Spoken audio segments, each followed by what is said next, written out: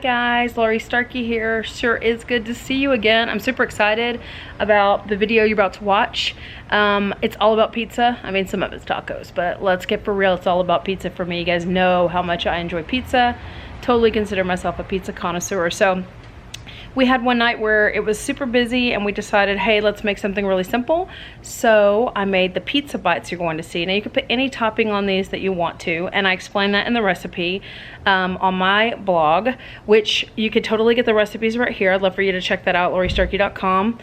So anyways, you could totally put any topping you want on these, but I made both pizza and I made some taco bites, and they took like all of 10 minutes, and probably half a minute of that was preparation. So super delicious. Hope you love those. The other thing is when we go out for pizza, I normally have to scrape the top off of the pizza and then waste the whole bottom. So I just decided, why not make something called top of the pizza? And so I did. I literally made all the toppings, chopped everything, browned the hamburger meat that I love on pizza, and I just made a casserole called top of the pizza, which means you could put anything you wanted to on that, whatever you love on pizza.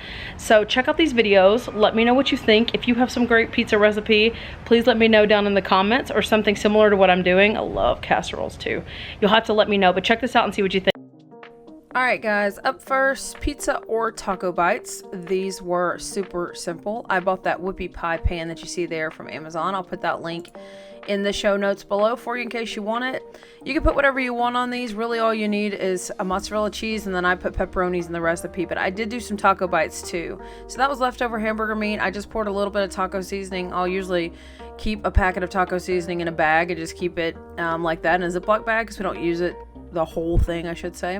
So Jacob's just adding a little bit of water so that when you heat it up, it's not super duper dry. Excuse the dirty dishes. We actually live in our house, and so it's rarely spotless clean, and I'm trying to keep it real, so I ain't gonna be cleaning the house before I get to see you guys. So look at him being cute. Anyways, I was just reheating that taco meat because we were going to use those on those bites too. This is that simple dinner that I told you about. So really all you need is this whoopie pie pan's great. You could totally put this on a regular pan and just make little circles of cheese, which you're fixing to see. The cheese is the base of the pizza. There's no real crust to it. I used about 1/8 a cup of mozzarella cheese. Well, I did mozzarella for the pizza, and then for the taco bites, I did this Mexi cheddar that I love so much. And so I did spray the bottom of the pan so that cheese would just pop right out. Again, you could use a flat pan and make little circles, or you could use like a muffin tin if you wanted to. This just works really well, and it was like $9 or $10 on Amazon, and I'm on Prime. I was like, yes, please. So I'm just filling these bottoms. You can choose any flavor of cheese, shredded cheese that you want. That's about 1/8 a cup in each of the little muffin tins. I didn't do mozzarella, excuse me. I did Monterey Jack. I probably was out of mozzarella, and I was like, what's another white cheese I can use for these pizza bites? I had a whole lot more taco meat, as you can see, than I did anything else. I was like, I'll just make more of these tacos. And at the end, you'll get to see them. They really turned out delicious. I put a little Italian seasoning on the ones that I was going to make pizza out of. You could totally, again, use any cheese you want, any seasoning you want. This is just the base of the pizza, or the base of the bite, quote unquote bite. This is going in a 350 oven. You can watch it. It takes anywhere from about 8 to 10 minutes for the cheese to actually melt down, and that's what you're wanting, is the cheese to completely melt and kind of create this little crust around the edges. So you'll see that when we open it up in a minute. Jacob's trying hard here in the midst of us. We baked cookies and fat bombs and all kinds of stuff for you guys this day. That's why we're eating an easy dinner. So anyways, for the other ones, the pizza ones, you could put anything you want. He's using 4 pepperonis here, as you can see. And I think it's actually 2 pepperonis, and then they're just chopped up for each one. He's giving you guys a pro tip, as he always does. Use your kitchen shears instead of a knife to cut up really pepperoni and bacon. It's best to use your kitchen shears, and you just got to wash them really good with soap and water, obviously, right? Yes, he thinks he's super cute there. So I cut that pepperoni up because we just did some that had pepperoni with the Monterey Jack cheese there for pizza bites, and then we did some with prosciutto. Jacob gets this little cubed prosciutto in the deli section. You can see it there to the left. So I like pepperoni. He likes those little prosciutto cubes. So the cheese got really nice and well done. We just ended up putting, like I said, any topping you want. That's the best part about this, is that your family could come in and build their own pizza or taco bite, or you could do a cheeseburger bite. There's so many things you could do with this. So I'm building these 2 little pizza ones for me and him, and then I needed to use up that extra hamburger meat, and so I made a bunch of taco ones. They turned out really delicious when we ate them. I added avocado, sour cream, and a little bit of salsa to the taco bites. And here you'll just see me finish up and then we'll be done. But actually I put these back in the oven at 350 for probably another 5 minutes just to get the toppings warm, and it made the cheese even crunchier. So consider doing that too. I hope you love these. They were super fantastical. Next up is top of the pizza. Like I mentioned, I hate having to tear off the breading every time we go somewhere. So I thought I'm just going to start making a top of the pizza type thing in a casserole. So I started here with a pound of ground beef. You'll need salt. I've got pepperoni, salamis, mushrooms, Raoul's marinara sauce, green olives, and mozzarella for mine. Now remember, this is your top of the pizza. So if you like something else, you do you, and just make sure you put it into your Fitness Pal or whatever you want to do. I'm showing you here, I just got the pepperonis and the salami, just the little round ones. We use about 3 ounces of both pepperoni and salami. Again, if you want to follow my recipe completely, you can go to that Laurie.Starkey week 6 recipes website. I've got everything there for you. I'm measuring it here so that I did have everything there for you. So again, whatever you want to do, you can totally do you. I always chop up pepperonis and salamis. I know a lot of pizza places just put them on there, but they only give you like 5. And I'm like, no, I want like 25.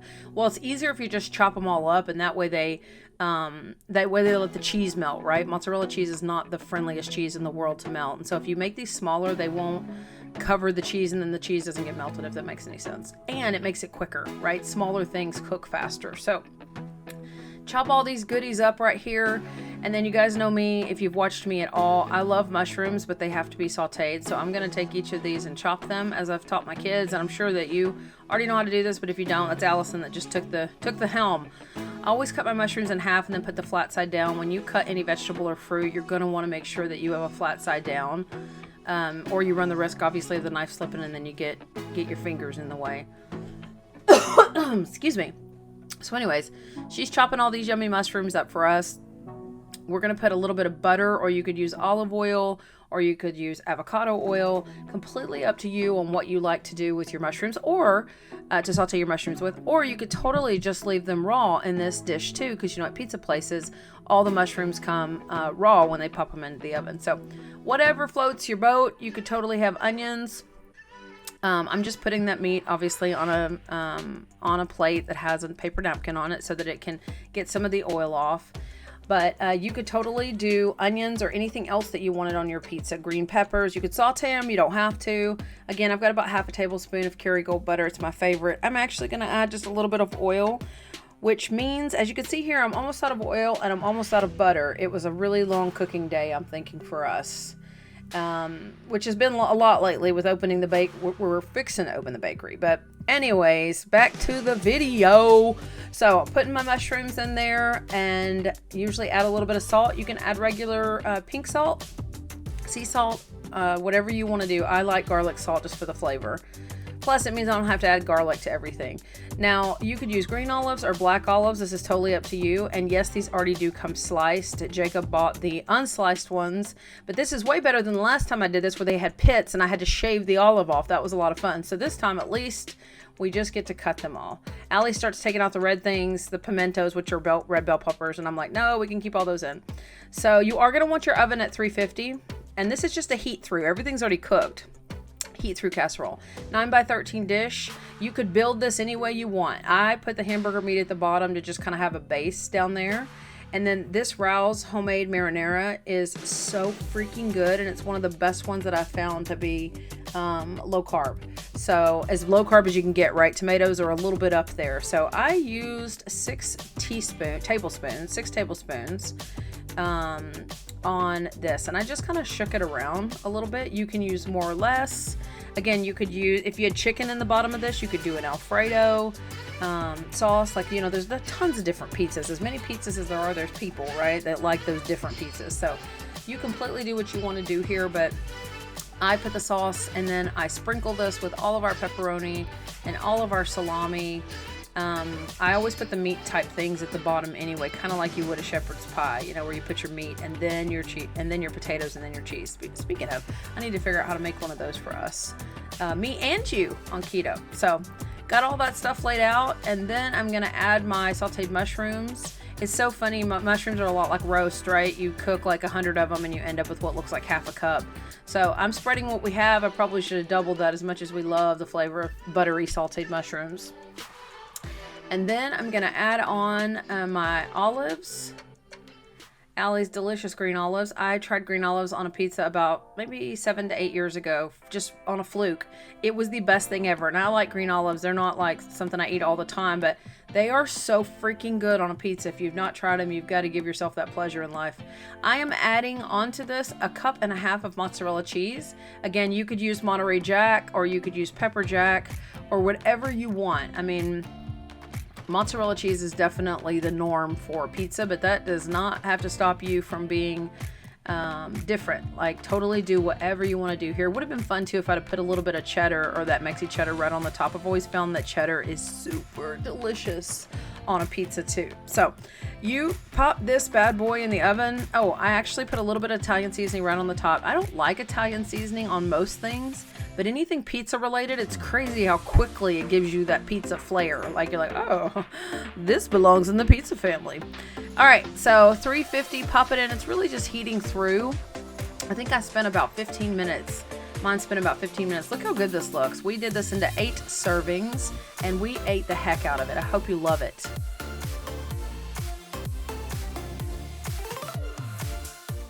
All right, how was that? Was that totally awesome?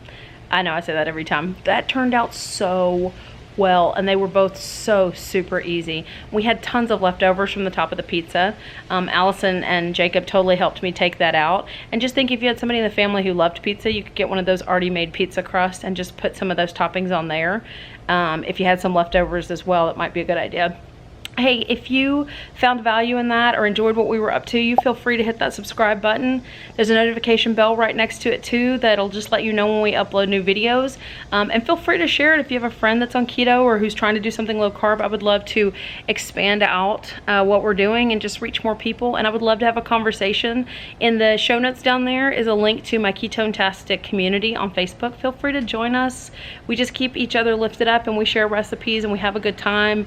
And we share tips and tricks, so I would love to see you there if you want to come join us. But hope you enjoyed the recipes. We have a whole lot more coming your way. We're super excited about this journey and how good we feel individually and as a family being on a low carb diet. So good luck to you. I hope you have a really great week. Eat right, treat yourself right. You're totally worth it, and I'll see you next time.